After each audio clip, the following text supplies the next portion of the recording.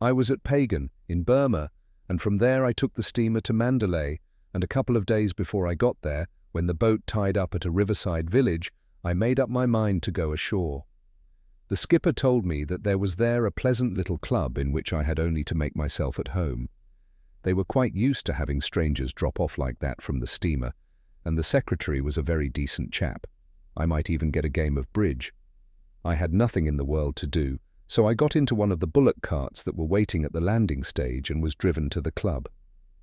There was a man sitting on the veranda, and as I walked up he nodded to me and asked whether I would have a whiskey and soda or a gin and bitters. The possibility that I would have nothing at all did not even occur to him. I chose the longer drink and sat down. He was a tall, thin, bronzed man with a big moustache, and he wore khaki shorts and a khaki shirt, SS. I never knew his name, but when we had been chatting a little while, another man came in who told me he was the secretary, and he addressed my friend as George. "Have you heard from your wife yet?" he asked him. The other's eyes brightened. "Yes, I had letters by this mail. She's having no end of a time." "Did she tell you not to fret?" George gave a little chuckle, but was I mistaken in thinking that there was in it the shadow of a sob? In point of fact, she did. But that's easier said than done. Of course I know she wants a holiday, and I'm glad she should have it, but it's devilish hard on a chap. He turned to me. "You see, this is the first time I've ever been separated from my missus, and I'm like a lost dog without her." "How long have you been married?" 5 minutes. The secretary of the club laughed. "Don't be a fool, George. You've been married 8 years. After we had talked for a little, George, looking at his watch, said he must go and change his clothes for dinner and left us. The secretary watched him disappear into the night with a smile of not unkindly irony. "We all ask him as much as we can now that he's alone," he told me. "He mopes so terribly since his wife went home. It must be very pleasant for her to know that her husband is as devoted to her as all that." Mabel is a remarkable woman. He called the boy and ordered more drinks. In this hospitable place they did not ask you if you would have anything. They took it for granted. Then he settled himself in his long chair and lit a cheroot. He told me the story of George and Mabel. They became engaged when he was home on leave, and when he returned to Burma, it was arranged that she should join him in 6 months. But one difficulty cropped up after another.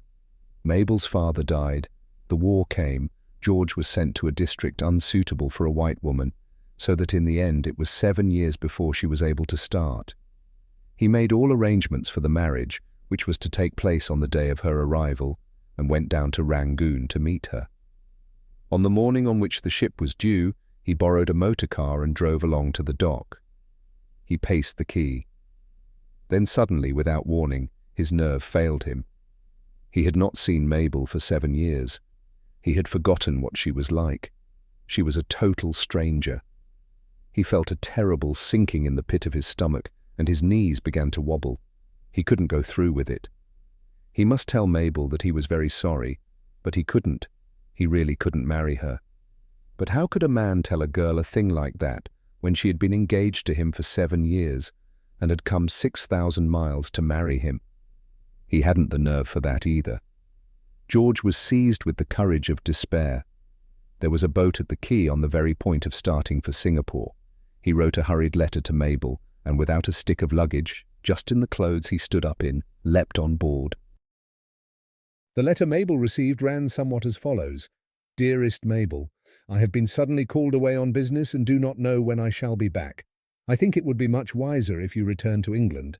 My plans are very uncertain. Your loving George." But when he arrived at Singapore, he found a cable waiting for him.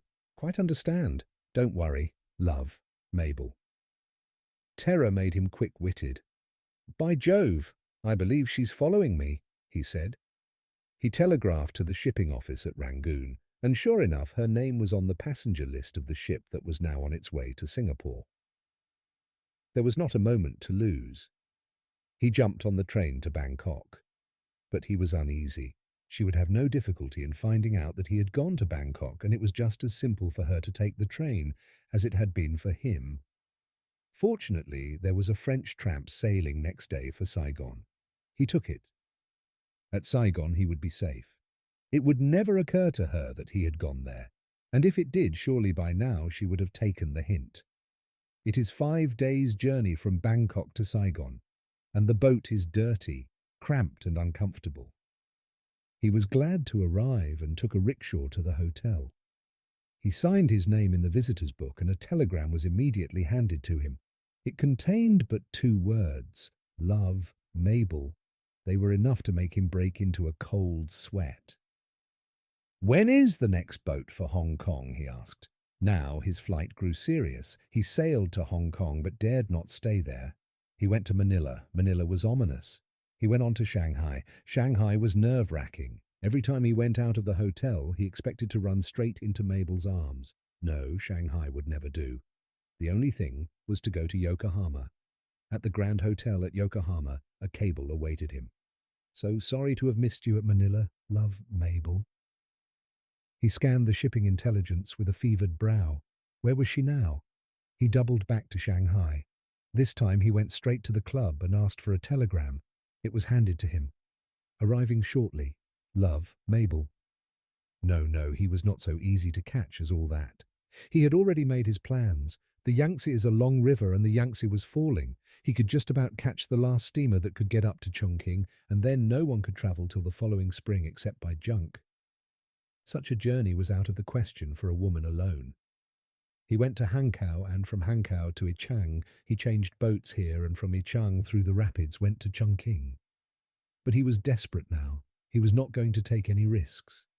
There was a place called Chengtu, the capital of Sichuan, and it was 400 miles away. It could only be reached by road, and the road was infested with brigands. A man would be safe there. George collected chair-bearers and coolies and set out. It was with a sigh of relief that he saw at last the crenellated walls of the lonely Chinese city. From those walls at sunset, you could see the snowy mountains of Tibet. He could rest at last. Mabel would never find him there. The consul happened to be a friend of his, and he stayed with him. He enjoyed the comfort of a luxurious house. He enjoyed his idleness after that strenuous escape across Asia, and above all, he enjoyed his divine security. The weeks passed lazily one after the other. One morning, George and the consul were in the courtyard looking at some curious that a Chinese had brought for their inspection when there was a loud knocking at the great door of the consulate. The doorman flung it open. A chair borne by 4 coolies entered, advanced and was set down. Mabel stepped out. She was neat and cool and fresh. There was nothing in her appearance to suggest that she had just come in after a fortnight on the road. George was petrified. He was as pale as death. She went up to him. "Hello, George. I was so afraid I'd missed you again." "Hello, Mabel," he faltered.